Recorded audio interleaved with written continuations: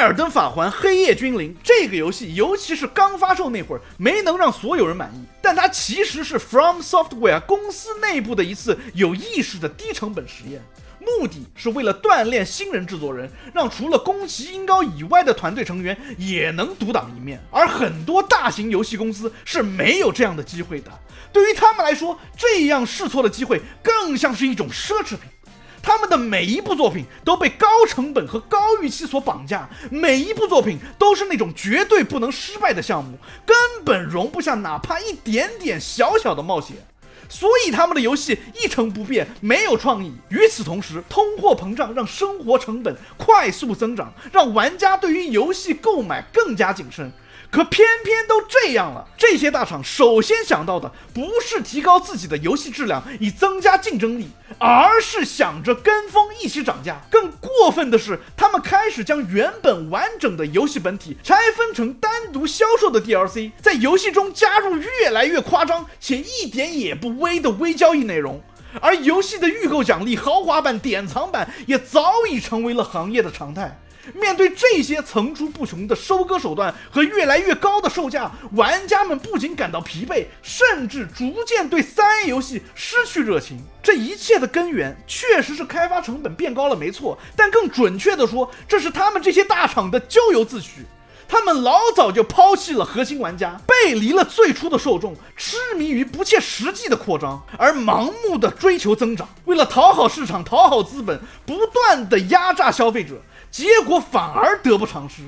游戏越做越贵，体验却越来越差。这些问题不是时代的问题，而是他们自己的问题。上市公司永远只看重风口，却忘了游戏本质上是一种由创意驱动的艺术形式。他们从未真正把玩家放在首位，只在乎能不能讲出一个又一个让投资人买单的故事。今天的这期节目，我想聊聊为什么 3A 游戏越来越不好玩，游戏大厂越来越缺乏创意，吃相越来越难看，而独立游戏却越来越快的崛起。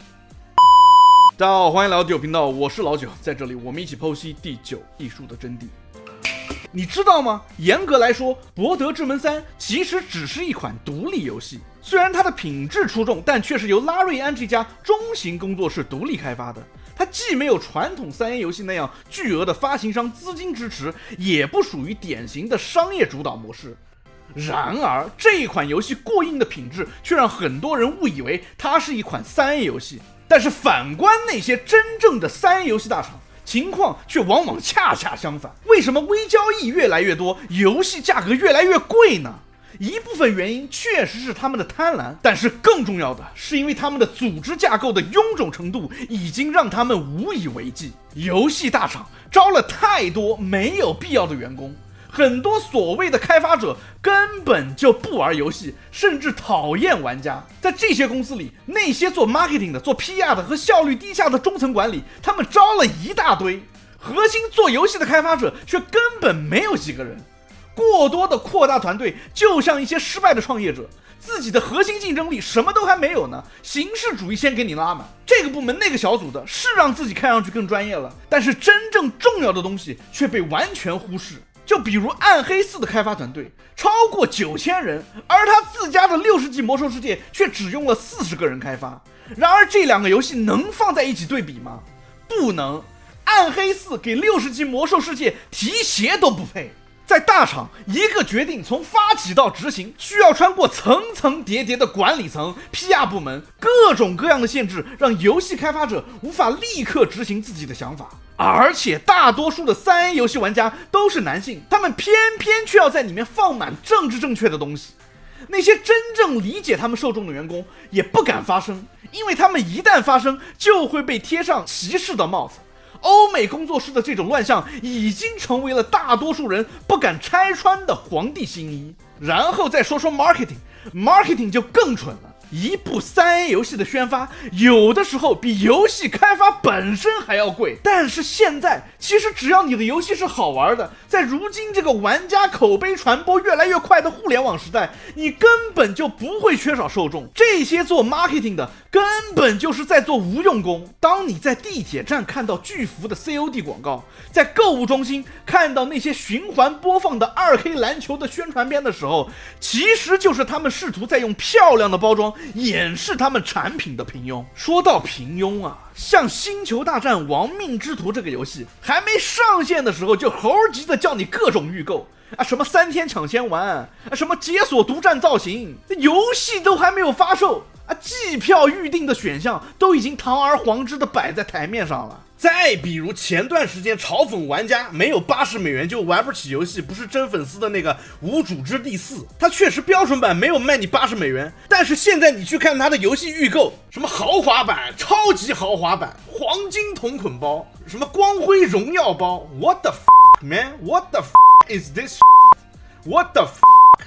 以前的 DLC 都是在完整游戏做完的情况下额外制作的一些甜品内容，现在呢？不仅是被厂家从完整游戏上拆下来的，而且价格不菲。人家巫师3的 DLC 啊，比如血与酒，确实是量大管饱，但这不是所有的臭鱼烂虾都来给 DLC 标上20美元、标上30美元的理由。你卖的东西得配得上你的售价，你得先在口碑上赢得这个资格。另外，这些大公司的高管根本就不玩游戏，却为了财报的目标对开发者指手画脚。为了短期的回报，不惜毁掉一整个游戏系列的口碑。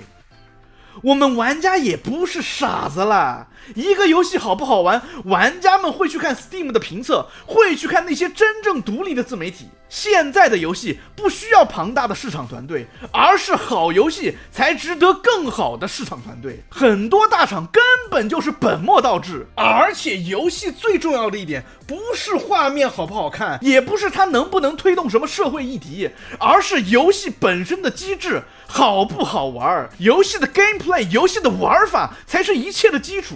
多少开发商根本就理解不了这一点啊！很多游戏吹嘘自己的游戏画面多好多好，实际上玩起来却是空洞乏味。更有甚者，吹画面的时候天花乱坠，然后游戏在大多数人的机器上连60帧它都跑不满。你说你吹的有什么意义？当他们让你可以定制角色外观，精细到每一处细节，结果最核心的游戏系统却做了个稀巴烂的时候，这不等于是在做无用功吗？大厂做的游戏现在为了能够稳定赚钱，从底子里缺乏创意，不敢创新，噱头是越来越多，诚意是越来越少。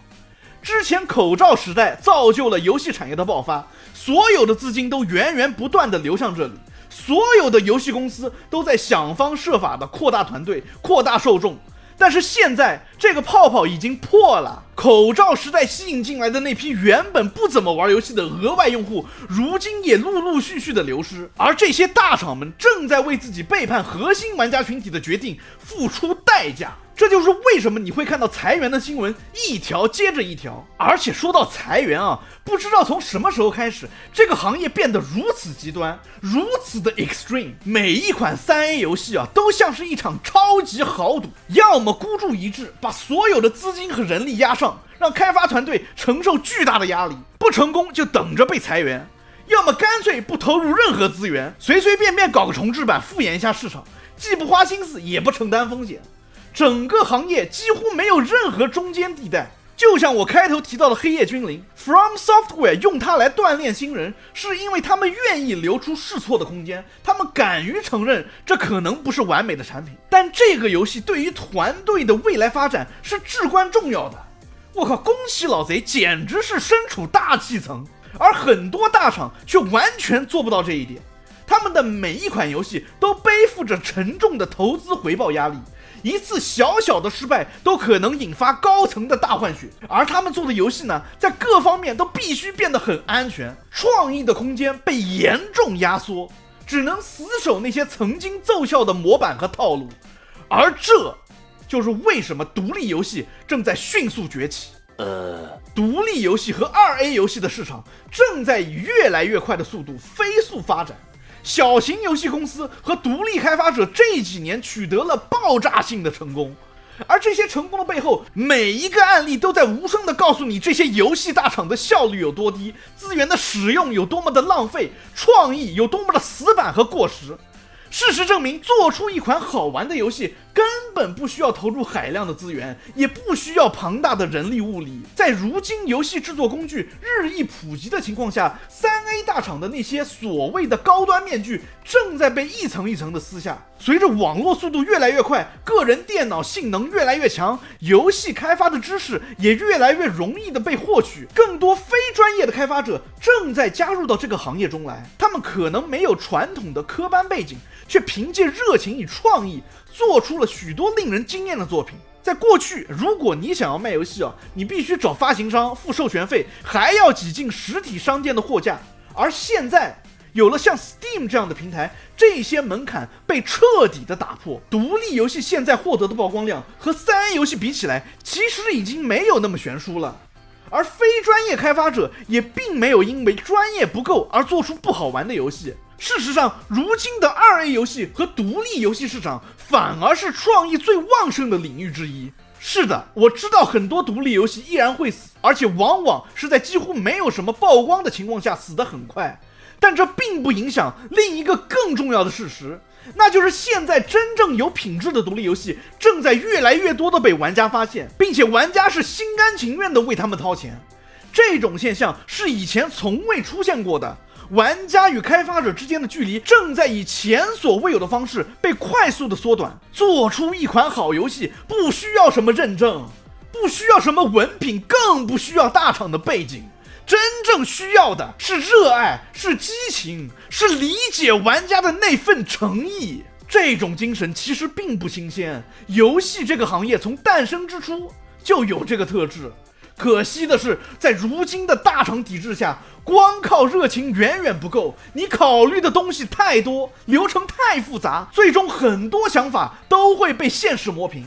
相比之下，小团队反而更灵活、更自由，他们的每一份投入都会被玩家更直接的看见和反馈。我们每个人每天的时间都是有限的，当大厂花费数十亿美元制作的大作正面撞上一个原本名不见经传却爆红的独立游戏时，他们会发现自己根本承受不起这样的对比。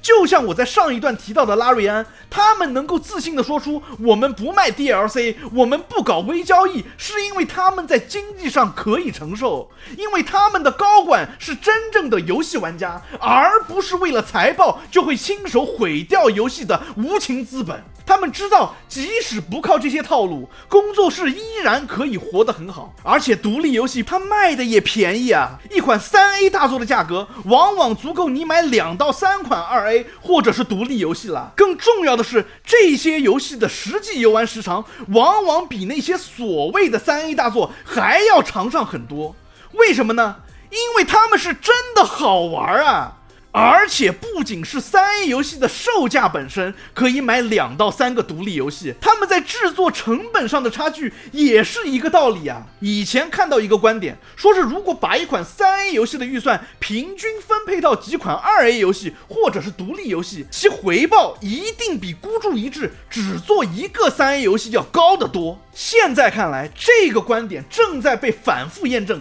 而且越来越真实。Later， 游戏大厂还在为自己的平庸找借口，但事实却是我们是消费者，我们不需要体谅你有多么困难，我们付了钱就有权利得到应有的娱乐，仅此而已。这个行业不是搞慈善，更不是宣传议题的舞台，好玩才是一切的核心。而在这个标准面前，玩家的眼睛都是雪亮的。当创意不再被尊重，当玩法沦为噱头，当连好不好玩都成了次要的问题的时候，那个曾经让我们热血沸腾的游戏时代就已经渐行渐远了。